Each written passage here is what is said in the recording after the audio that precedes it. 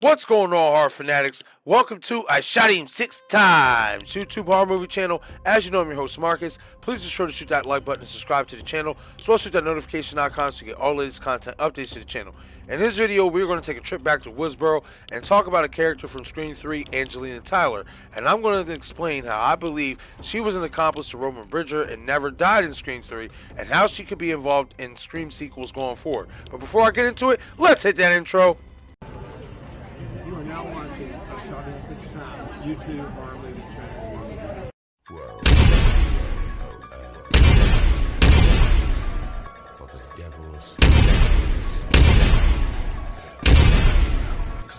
I shot him 6 times!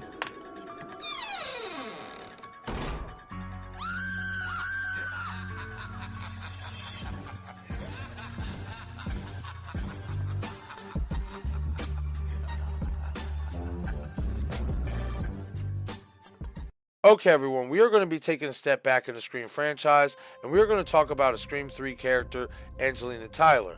For those of you who have been watching my videos recently, I have stated that I've been wanting to do a video about Angelina Tyler and explain why I believe that she is alive in the Scream franchise, and why I also believe that she was Roman Bridger's accomplice in Scream 3. For those of you who remember, Roman Bridger was Sidney Prescott's brother, who was revealed to be the Ghostface killer in Scream 3.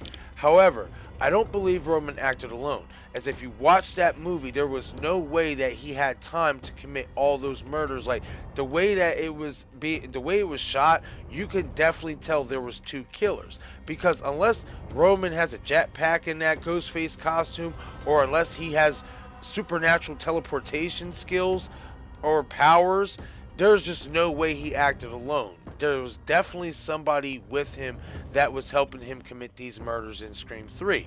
So, you may ask, where does Angelina Tyler come into that effect? Well, just to bring you up to speed on who Angelina Tyler was, if you don't remember, Angelina Tyler was a young aspiring actress who actually scored the role in Stab 3 Return to Woodsboro. Obviously, we know the Stab franchise is a movie within a movie of Scream. It's, depicting of Sidney Prescott's life and the events of her life and all that stuff. So, with that being said, Angelina was cast to play Sidney Prescott in Scream 3. But I believe that she was not only just cast to play Sidney Prescott in Scream 3, I believe that she was helping Roman out the entire time, and that her death was staged. So before we get into the conversation about why I believe her death was staged, here goes a clip of Dewey and Gail having a conversation, and here's part of the evidence of why I believe Angelina was involved with Roman Bridger. And then I'm also going to share a clip from Emily Mortimer herself from about 4 years ago when she was on Yahoo Sports having a conversation about Scream 3. And something that she said in these comments are fascinating to me, and I want to talk about that. So here goes the first clip, you guys, and then obviously I'm going to play the second clip, and then we're going to cut back here. Brace yourself, Gail. All of this is actually not about you. All of what, Dewey? You do know something, don't you? Off the record. Always. 2 months ago, the Woodsboro police got a call from a woman who said she was with Stab 3. She wanted to see the file on Sid for research. And? The boys said no, and she wouldn't give her name. A month later, the station gets broken into. The file room gets ransacked. Someone stole Sid's file? I already removed it. The show where trailblazing guests look back at their big roles, their little roles, and everything in between. I'm here with Emily Mortimer. Emily, let's see what's on, shall we? Yes. All right. I'm sure you're extra cool in this one. To get a leading role just to die here with second-rate celebrities like you do. Okay, so that's Scream 3. Right. That was my first ever film in Hollywood. And it was really fun. I really loved it. Oh my god, oh my god.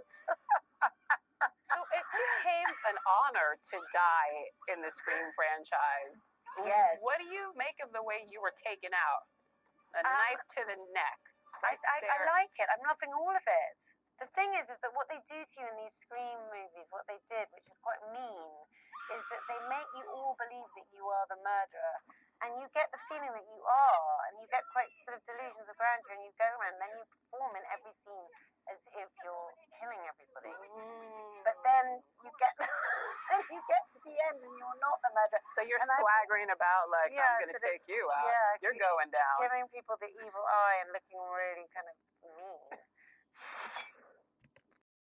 Okay, everyone, so the first thing we're obviously going to touch on is the conversation between Dewey and Gail.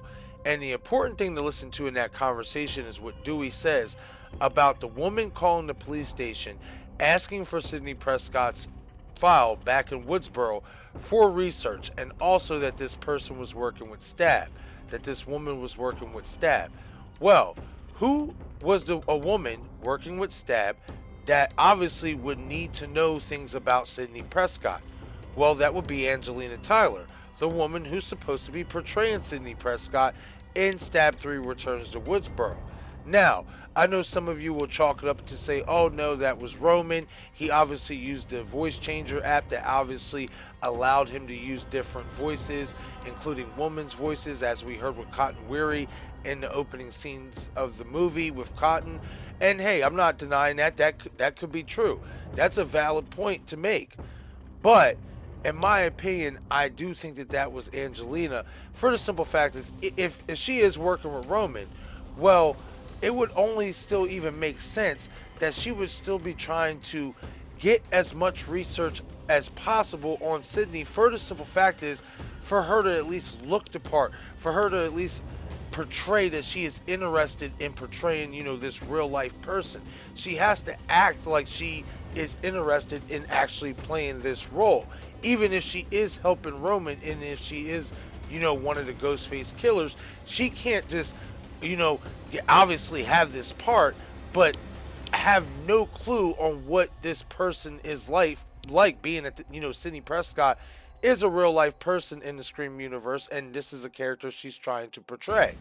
So, in my opinion, I do think that it was Angelina who called the police station in Woodsboro asking for Sidney's file for research, not just to obviously do research, but to make it look good. Because like I said, guys, it would be too much of a tell, at least to the audience, at least to us, if she was supposed to be portraying Sidney Prescott in Stab 3, but it just didn't feel like she really was. You know what I mean? So they kind of had to play it that way. So another reason, another thing that fascinated me about that second clip that I played for you guys, that audio clip from Emily Mortimer, is when she says about how they make you feel like you are the killer, and then basically you're going around doing scenes as if you are the killer, obviously up until the end and stuff like that. Now, obviously you could choke it up to say, oh yeah, she even admitted it, that at the end, she turned out not to be the killer. But what I found fascinating is how she said they do such a good job of making you believe you're the killer that you're actually going through scenes acting like you are the killer.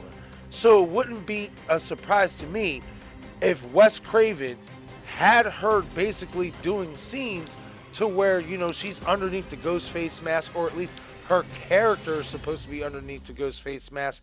But then, due to, obviously, we know the situation with the Weinsteins, they told him he wasn't allowed to have two killers revealed. They only wanted one killer revealed, basically due to the Columbine events. And we also know that, a whole nother story for Scream 3 surrounding around Stu Macher got pitched. It's not impossible to think that Wes Craven, obviously, and if you go back and watch this movie, you can tell he shot this movie with two killers, but he only revealed one. So, it's not impossible to think that obviously, he had Angelina's character doing some biddings, doing some killings in certain scenes, but obviously he could not reveal her given the contractual obligations and the heckling from the studios and the Weinsteins, as I stated. Now, the most important thing though, guys, is why I believe Angelina is alive and why she was an accomplice to Roman Bridger in the first place. If you watch her death scene, and this is another thing to pay attention to in that clip, the reporter that she's talking to gets her death scene wrong. She says, oh yeah, you got stabbed in the neck. Guys, you go back and watch that scene, and you can even see in the photo overlay I have here, she was not stabbed in the neck, she was stabbed in the shoulder. But the most important thing about that scene with Angelina being stabbed is we know her body got drug away out of, off camera. Her body got drug off camera. That had never happened before in the Scream franchise. Never ever have we ever seen somebody get killed, but then, the Ghostface drags their body away from the camera. That has never happened. So, in my opinion, I think the reason why that is because Angelina was Roman Bridger's accomplice. Now, even more reasons. There was definitely multiple scenes where Angelina looked fishy. If you go back to the scene with Tom Prince's house being blown up, somehow she ends up on the other side of where everybody else is, and even Dewey and Gail even Dewey questions this. He says, Angelina, how'd you end up way over there? And then another thing to take note of about another scene with Angelina is when she goes with Tyson. She goes with Tyson and take a look around the house, but then we see Tyson come back when Dewey is screaming for everybody, yelling for them. Tyson says, oh, I lost Angelina. Like, I don't know. She was with me here for a second and now she's gone. Well, that to me is a tell that she could possibly have been, doing something. Because then shortly afterwards, we do see Roman's quote unquote dead body in the coffin. So my thing is this: if Roman's dead body, even if he's playing dead or if that was a wax doll, whatever, I would like to think he's playing dead in that instance. Who was underneath the Ghostface costume attacking everybody else while Roman was obviously downstairs in the basement in that coffin? Something to keep in mind. Now, I had talked about it in my previous video when I talked about that leaked photo from Scream 6 about the Ghostface killer in the convenience store with the bullet holes in the costume. And the reason why I want to bring this up now is because I had said in that video that, in my opinion, this is for that photo is further proof that Ghostface in that photo, in that leaked photo, could potentially be a past Ghostface killer from previous Scream movies. Now, I shared in that video that the Ghostface killer throughout the Scream franchise has only been shot in costume in 2 movies. Those 2 movies were Scream 3 and in Scream 5, when Dewey shot the Ghostface killer before his death. Those were the only 2 times in the Scream franchise we saw a Ghostface killer get shot in costume. Why is that significant? Because Angelina Tyler obviously played in Scream 3. That's why that is significant. Now, I will go on record and say this right now. Do I believe it is Angelina who is underneath the Ghostface costume in that leaked photo that we got with the bullet holes in it? No, I do not. And the reason why I'm going to say that it's not Angelina, even if she does come back as a Ghostface killer in this new Radio Silence iteration of Scream, even if she does come back, I personally do not think that it is her underneath that Ghostface costume with the bullet holes in it. And the reason why is because in Scream 3, you could tell that the Ghostface killers had multiple clean costumes, which would make sense being that they were obviously on the set of Stab, which they would have multiple costumes, multiple props, all that stuff. There was multiple scenes where even when you seen Dewey shoot Ghostface, by the truck to save Gail, later on in scenes, Ghostface had a clean costume on. So I don't believe that even if Angelina was in Scream 3 and she did get shot with the Ghostface costume on in that scene from Dewey, shooting the Ghostface killer, I don't believe that she would have kept that same costume. For the simple fact is, she had so many at her disposal. She had so many souvenirs at her disposal that there will be no need to keep that old worn down mask and that old worn down costume. There would be no reason, there would be no need for it. In my opinion, whoever is wearing that bullet hole costume in Scream 6 it's got to be somebody who has worn that costume in the franchise before, and that's their only costume that they have, because they have no other ones at their disposal. Now, sure, could you obviously go get it at a store? Sure. But if this Ghostface killer is somebody from the past, and let's say, obviously news headlines would know their face, or people, from knowing about these stories would know their face, I highly doubt that, they would want to go in there and buy something, to risk their identity being, to risk their identity being shown, especially if they're up to their old tricks. Why would they want anybody knowing, who they are, or even having a chance to say, oh, hey, I know who you are, and all that stuff? So in my opinion, you guys, I do think that if you go back and watch Scream 3, rewatch it, I do think it is a valid case to be made that Angelina Tyler not only was Roman Bridger's accomplice, but that she survived that stab wound to the shoulder that she took, and that her body was dragged off camera, and that she lived. Because you can also say that was a fake stab scene. That could have been a prop for all we know. Just like when we seen Roman dead. It looked like his throat, if I can remember correctly, it looked like his throat was slashed, and it looked like he had some blood on his arm and all that. For all we know, given that they were basically shooting Stab 3 and that they were working with props, Angelina's stab wound could have been a prop. Just like you've seen with Dylan Minette's character if you watched the behind the scenes of Scream 5. They put an extra layer of makeup skin on his neck, and then obviously put flake blood in it and then punctured through. So it's not impossible to think that they did the same exact thing with Angelina and Roman in Scream 3. But okay, everyone, that is it for this video. Leave a comment below and let me know your thoughts on Angelina Tyler from Scream 3. Do you believe that she was Roman Bridger's accomplice in that movie? Or do you think that Roman did act alone and that Wes Craven did not shoot that movie with two killers like I believe that he did?